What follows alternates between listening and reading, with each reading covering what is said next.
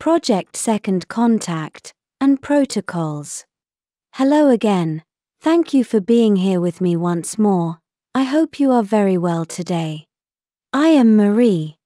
This information can be seen as science fiction, or as the viewer sees best, and I post it for entertainment purposes only. Still, I take my information very seriously, and for whoever has eyes to see.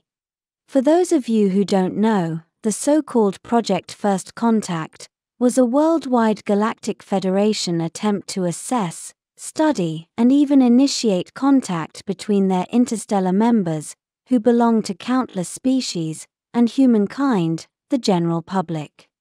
Even though some species didn't have Lyrian genetics, such as the Irma, most of the interstellar species who participated in Project First Contact belong to the Lyrian family, who are basically more humans, of the kind that if dressed accordingly could pass off as anyone in a bus stop, down on the surface of planet Earth. As I am always saying and even yelling out as it is so important, there are more humans just like you outside in space, far more, and they dwell among the stars where all humankind should be. The main objective behind Project First Contact was to assess and study how prepared the general public was to accept and sustain contact with people and beings not from Earth. The Galactic Federation wanted to see if Earth humans were prepared for total extraterrestrial disclosure.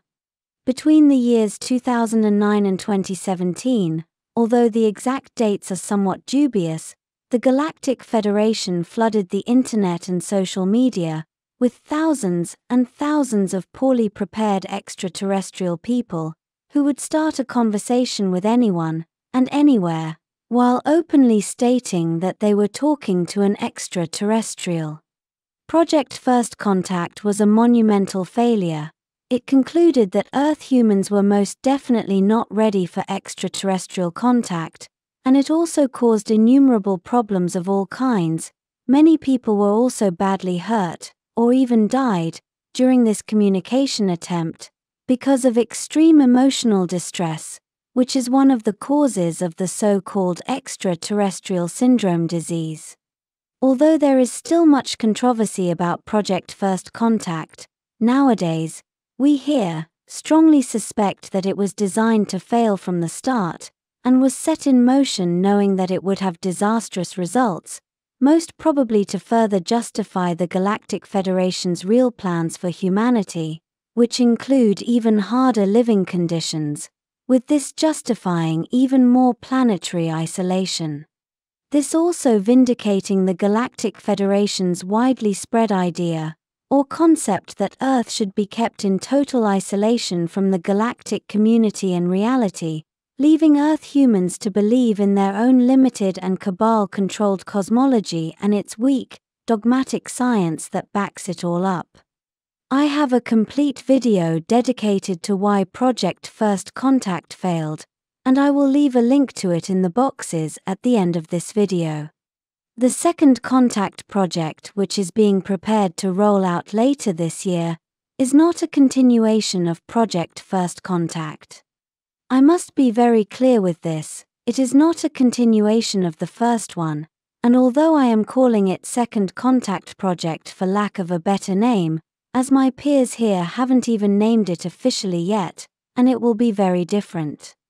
Unlike Project First Contact, which was a joint Galactic Federation massive operation, Project Second Contact is a limited unilateral, Taygetan only, operation.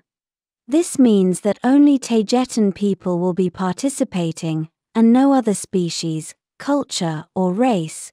Yet this second project is fully authorized by the local Galactic Federation, on the condition that their rules and regulations are respected, as I will detail further below. It is based on what the Taygetans learnt while they were participating in the Galactic Federation's project, and it is an attempt to bring out the good things, and none of the bad ones of the first, and its objectives have nothing to do with the ones of that first one. Project Second Contact Objectives. Primary Objective. Highly trained Taygetan operatives are to enter carefully chosen places on social media to seed concepts, ethics, values, and information belonging to highly evolved interstellar societies and cultures with a holistic political structure. These concepts are to be shared openly, so they can be adopted by like-minded people on Earth, who can then retransmit it all over, and to anyone, concepts which can later be modified and adapted to Earth human requirements by the countless starseeds already living on Earth. These concepts are to be seeded as inspiration mainly for starseeds, so they can have a stronger frame and fundament, feeling more backed up, while they carry on their own work with their particular interests and high existential values. The active and direct seeding of interstellar concepts is meant to counteract the very strong regressive seeding of highly destructive values and ideas, which are flooding the highly controlled media all over the world, in an attempt to steer the collective unconscious to manifest a more positive future for Earth humankind. Entering Earth with whatever means, technological or natural, incarnating there to seed highly advanced concepts, values and ideas to steer the planet and its collective unconscious towards a more positive timeline has always been the primary job of all starseeds. They do so willingly as their life plan, or even automatically by simply existing on the planet, and while they follow their own interests, as they strongly affect Earth's energetical field and its vibration in a very positive way, simply by being there. What Project Second Contact is attempting to achieve is to have a positive effect similar to having injected into the planet several hundred highly activated starseeds with full memory of who they truly are, without having to pass through the lengthy and time-consuming growth and development process, which any being who incarnates there must endure. As this project can easily be seen or taken as a direct intervention and overt interference with the natural development of Earth's culture, the Galactic Federation has imposed several rules that must be followed. Anyhow, I state that Taygetans see no such thing as a natural development of humankind on Earth, as it is all super-controlled and super-intervened all the time, being that we strongly see that the regressive forces, whoever they are, have more liberty, more freedom to seed their destructive concepts, information, and ideas, than the positive side, which is always facing all kinds of restrictions and unsurmountable challenges. And this can clearly be seen by the insidious presence of all things satanic and apocalyptic, as well as the imposition of countless thousands of harmful ideas, rules, regulations, ethics, and values upon the human population. This is also why the Galactic Federation has been accused of being permissive and of favoring the regressive side, while they always claim it is all in the best interest of the souls who live on Earth, and who desire a strong and difficult, yet very enriching, incarnation there, also claiming that without Earth and its problems, souls would have no other place to experience such a variety of boss-level challenges. After several months of diplomatic pressure over the local Galactic Federation, led by the Taygetan Queen, Alanim I, through the Pleiadian Alcyone Council, they have agreed to permit this new operation to roll out as long as their rules are respected, and those are the ones that follow. Their prime directive must be respected at all times, especially the parts that state that no means or methods of communication, which exceed, or are an improvement over the ones already in existence on Earth, can be used during this project. This means that all communication must be conducted using digital computers of human manufacture, with no link to extraterrestrial built, quantum holographic machines.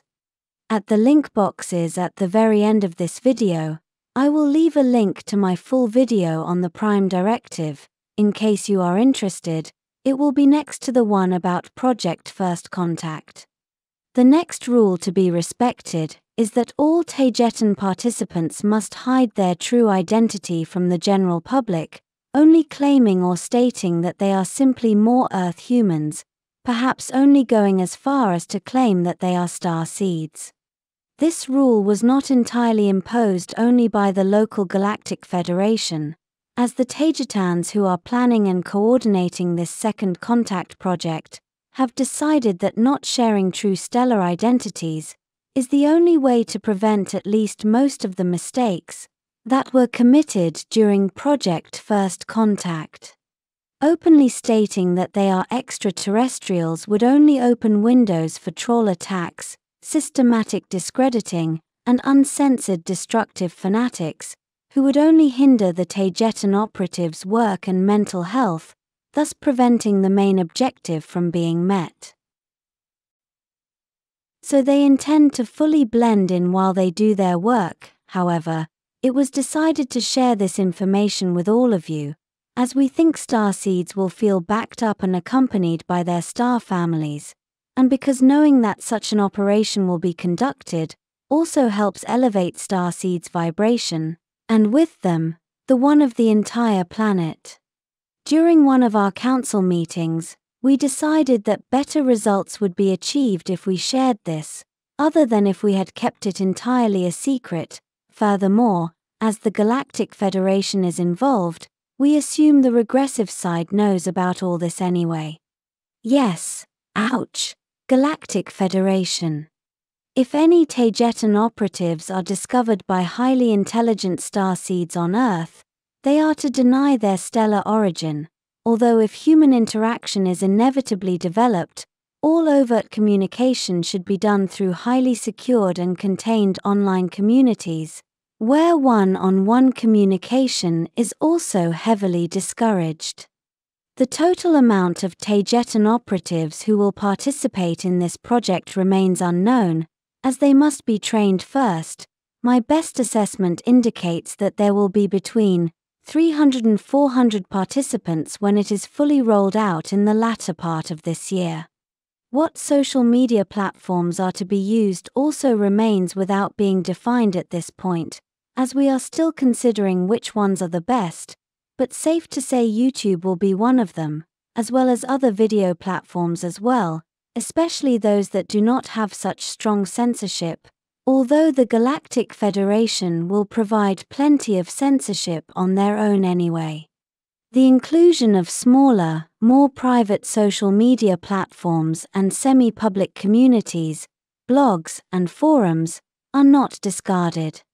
The exact date is also unknown at this point, as the starships housing the Taygetan participants must be equipped with human computers first, which is very time-consuming.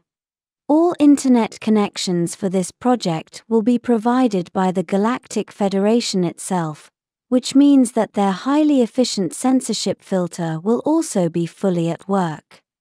The Taygetan ships and crew involved are the following ones. In the lead role, Starship Alcyone, that is estimated to provide no less than 200 operatives. Then we have the Starship Asterope, who is estimated to provide between 150 and 200 operatives. Last but not least, Starship Toleka, in the command and control role, and from where everything will be coordinated and conducted. No other starship will conduct Project Second Contact operations without the direct consent of the crew of Starship Toleka. The remaining ships of the Taygetan fleet present here in low Earth orbit, Vigilant Eagle and Saskatchewan, will remain in their security and maintenance roles, not participating in this project, at least for now. The presence and participation of yet another Taygetan starship is strongly being considered right now, as the brand new, never used before, light cruiser Taygetan is nearly ready to sail. If she finishes her initial trials satisfactorily, she may arrive here in Earth's orbit before the end of this month, and will provide at least 50 more Project Second Contact active participants. Taygetan is a Toleka class, Batch 2 multiple role ship, roughly only 2/3 the size and length of a full-size Toleka class, Batch 1 ship, such as the one I am on right now. She is smaller, but fully capable, and with state-of-the-art materials and systems, which will allow her to withstand the harshest of conditions found in space, being able to safely navigate where other ships cannot. Her construction has concluded after 7 years of hard work. To conclude this video, I want to share with you who are the masterminds behind Project Second Contact, and who are coordinating it all. They are no less than Minerva Swaruu, also known as Little Yaji, and Queen Alanim I. This will be all for today. As always, thank you for watching my video, and for liking, sharing, and subscribing for more. And I hope to see you here next time. With much love, your friend, Mari Swaruu.